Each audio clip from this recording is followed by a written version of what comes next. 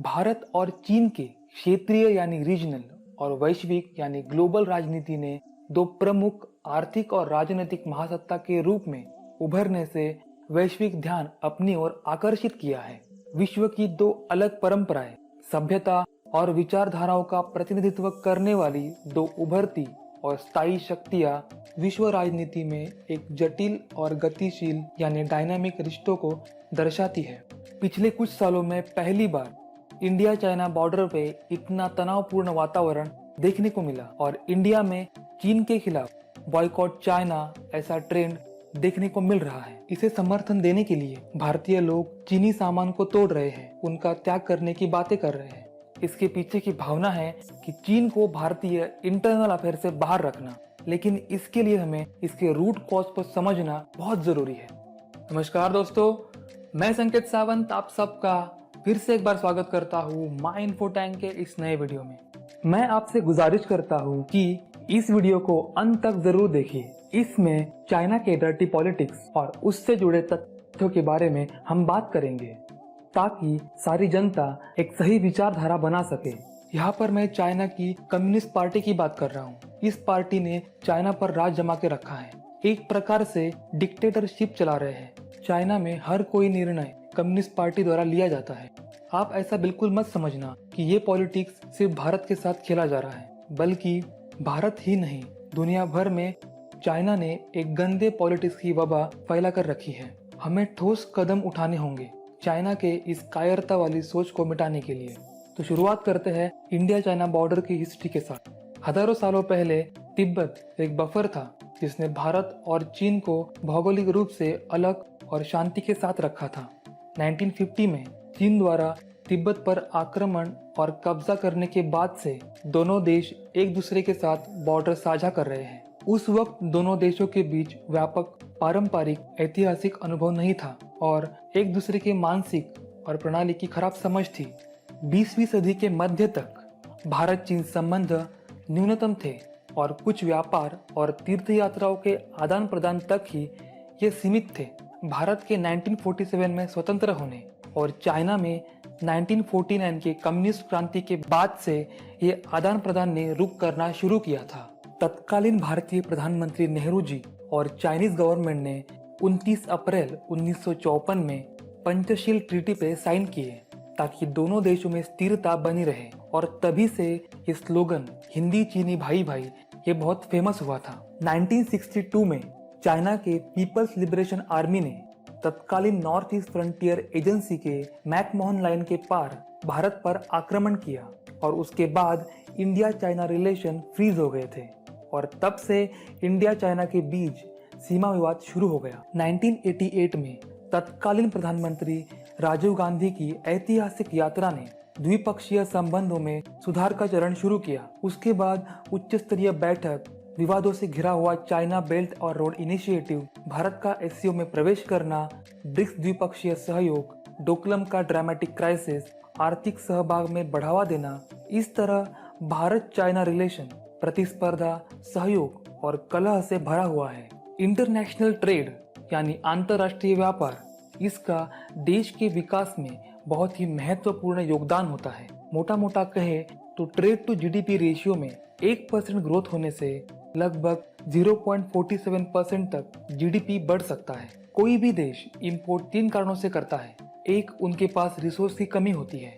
2, वही चीजें बहुत कम दाम में उपलब्ध होती है और तीसरा, उन चीजों की क्वालिटी बेहतर होती है। ये जो इंपोर्ट होता है इस पर टैक्स इम्पोज किया जाता है ताकि उन वस्तुओं के दाम बढ़े और उनके खपत में गिरावट आए और लोग भारत में बनी हुई चीजें खरीदें। इसके साथ साथ इकोनॉमिक और जियोपॉलिटिकल प्रेशर बनाने के लिए इसे हथियार के तौर पर यूज किया जाता है। 2001 में चाइना ने WTO यानी वर्ल्ड ट्रेड ऑर्गेनाइजेशन को ज्वाइन किया था और ये कहकर ज्वाइन किया था कि इकोनॉमी को और लिबरलाइज किया जाएगा ताकि बाहर की कंपनियां उनके मार्केट में ट्रेड कर सके। और यहाँ पर उन्होंने एक बड़ा खेल खेला और WTO के नियमों को अपने फायदे के लिए तोड़ मरोड़ कर यूज किया। उन्होंने इस तरह उसका इस्तेमाल किया कि आज दुनिया में हर एक देश में चाइना बनावट की चीजें मिलती है, लेकिन वही इंपोर्ट की बात करें तो बाहर के बड़े बड़े कंपनीज का चीन में नामो निशान तक नहीं है। उल्टा चीन ने उन्हीं कंपनी के टेक्नोलॉजी को यूज करके अपने देश में उनके जैसे क्लोन कंपनीज बनाए, जैसे कि यूट्यूब बन गया योकू, अमेजॉन है अलीबाबा, गूगल बन गया बीडू और फेसबुक है वीवो। और वहाँ की गवर्नमेंट इन क्लोन कंपनीज को बचाती है, प्रमोट करती है। और सबसे ज्यादा चीन ने हद तब कर दी जब उन्होंने एक ऐसा रूल बनाया कि अगर किसी बाहरी कंपनी को चीन में बिजनेस करना हो तो उनको इंटेलेक्चुअल प्रॉपर्टी यानी आईपी चाइनीज पार्टनर कंपनी को ट्रांसफर करनी होगी। और उनके इस घटिया ट्रेड पॉलिसी के बारे में यूरोपियन यूनियन ने डब्ल्यूटीओ में चाइना के खिलाफ कंप्लेंट दर्ज करी थी। नेक्स्ट है डंपिंग स्ट्रैटेजी।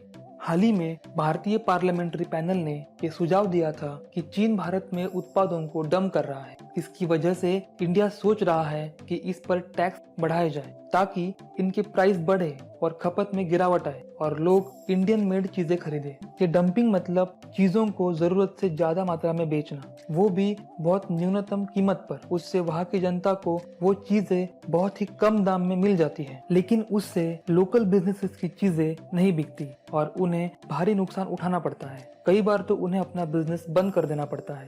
इस प्रकार मार्केट में एक मोनोपोली क्रिएट की जाती है और चीन भी अपने देश के कंपनीज को एक्सपोर्ट के लिए सब्सिडीज देकर इसी डंपिंग को बढ़ावा दे रहा है। नेक्स्ट है करेंसी मैनिपुलेशन। चाइना जानबूझकर अपने करेंसी की वैल्यू डॉलर के मुकाबले अंडर वैल्यू रखता है, जिससे कि एक्सपोर्टर्स को 30 to 40% का बेनिफिट मिल जाता है। एक इतनी बड़ी इकोनॉमी होने के बावजूद करेंसी वैल्यू कम होने का कारण भी यही है। और इस तरह इनकी सब अनफेयर पॉलिसीज के चलते चाइना और यूएस में ट्रेड वॉर शुरू हो गया। उनका अगला हथियार है डेब्ट ट्रैप। आप सोच भी नहीं सकते कि किसी देश की गरीबी का फायदा उठाकर उन पर अपनी हुकूमत बनाई जाए, लेकिन चीन बिल्कुल यही पैतरा इस्तेमाल कर रहा है। अफ्रीका के गरीब देशों को उनके इंफ्रास्ट्रक्चर बनाने के लिए भारी मात्रा में लोन दिया जाता है। हालांकि चीन को ये पता होता है कि ये देश लोन रिपेमेंट नहीं कर पाएंगे और होता बिल्कुल वही है। ये कंट्रीज लोन रिपेमेंट नहीं कर पाते और चीन इस लोन के बदले में वहाँ की स्ट्रेटेजिक एरिया को हथिया लेता है और उन एरियाज को अपने ट्रेड और मिलिट्री एडवांसमेंट के लिए इस्तेमाल करता है। इस तरह वे कर्ज में डूबे कंट्रीज को पूरी तरह खत्म कर देते हैं। और अफ्रीका के साथ साथ अभी एशियन कंट्रीज के साथ भी चीन यही साजिशें इस्तेमाल कर रहा है। चीन का विवादों से घिरा हुआ बेल्ट एंड रोड इनिशिएटिव इसका एक उत्तम उदाहरण है। इसके अंतर्गत चीन लगभग 60 से भी ज्यादा देशों को रोड के जरिए जोड़ना चाहता है। इसकी वजह से चीन को इकोनॉमिक और जियोपॉलिटिकल बेनिफिट मिलता और उसके साथ साथ डेब्ट ट्रैप में फंसी हुई कंट्रीज की जमीनें अपने निजी ट्रेड और मिलिट्री एडवांसमेंट के लिए यूज कर पाता। हाल ही में American secretary of state Mike Pompeo इन्होंने चाइना पे निशाना साधते हुए इसे एक रोक स्टेट ऐसे संबोधित किया और जियोपॉलिटिकल व्यू से ये बहुत ही इम्पोर्टेंट वर्ड है। रोक स्टेट उसे कहते हैं जो इंटरनेशनल लॉज को फॉलो नहीं करता और कोशिश करता है कि आसपास अराजकता फैले। उनके मुताबिक चीन भारत और ऑस्ट्रेलिया के खिलाफ एग्रेशन दिखा रहा है। ऑस्ट्रेलिया के प्राइम मिनिस्टर स्कॉट मॉरिसन इनके द्वारा ये बताया गया कि ऑस्ट्रेलिया पर एक सोफिस्टिकेटेड और स्टेट बेस्ड साइबर अटैक हुआ, जिससे कि उनके government, industry, political organisation, education, health, essential service provider, critical infrastructure operator इनके डाटा लीक हो गए और कई जगह पर ऑस्ट्रेलियन सिस्टम को कॉम्प्रोमाइज किया गया। ऑस्ट्रेलिया के साइबर सिक्योरिटी इंस्टीट्यूट का मानना है कि इस पैटर्न के अनुसार इसका ओरिजिन चीन से है। इसके साथ साथ ऑस्ट्रेलिया ने चीन पर और एक इल्जाम लगाया कि ऑस्ट्रेलिया के प्रधानमंत्री को डिफेम करने के लिए और उनका मजाक उड़ाने के लिए चीन ने हजारों वीचैट अकाउंट बनाए। उनका ये भी कहना है कि चीन ने ऑस्ट्रेलियन यूनिवर्सिटीज में अपने स्पाई भेज रखे हैं ताकि वहाँ के चीनी स्टूडेंट्स पर नजर रखी जा सके। ऑस्ट्रेलियन स्ट्रैटेजिक पॉलिसी इंस्टीट्यूट द्वारा रिलीज किए गए रिपोर्ट में उन्होंने बताया कि कैसे चीन कॉवर्ट और डिसेप्टिव तरीकों का इस्तेमाल कर रहा है डेमोक्रेटिक सिस्टम को खत्म करने के लिए। चीन भारत के साथ भी लद्दाख को लेकर एग्रेशन दिखा रहा है, किसी न किसी तरीके से साउथ एशियन कंट्रीज को प्रोवोक करने की कोशिश कर रहा है। हाल ही में दक्षिणी चीन में पेट्रोलिंग बढ़ा दी गई। जापान के साथ आइलैंड इशू को ताज़ा किया गया। ताइवान के ऊपर से फाइटर जेट्स फ्लाई किए गए। इन्होंने कोरोना पैंडेमिक की जानकारी भी पूरे दुनिया से छुपाई और इसका परिणाम पूरा विश्व भुगत रहा है। यहाँ पर कोई फ्री मीडिया नहीं है जो चीजों को परखे और एक सही जानकारी लोगों तक पहुँचा सके। कोई अपोजिशन नहीं है, उसके चलते करप्शन और लोगों पर बेइंतहा जुल्म होते हैं। उनके मानवाधिकारों का उल्लंघन होता है, बल्कि सही जानकारी देश से बाहर आ ही नहीं पाती। इस प्रकार चीन अपनी रणनीतियां बना रहा है। बस बॉयकॉट चाइना बोलने से और चाइना मेड वस्तुओं को तोड़ने से कुछ नहीं होगा।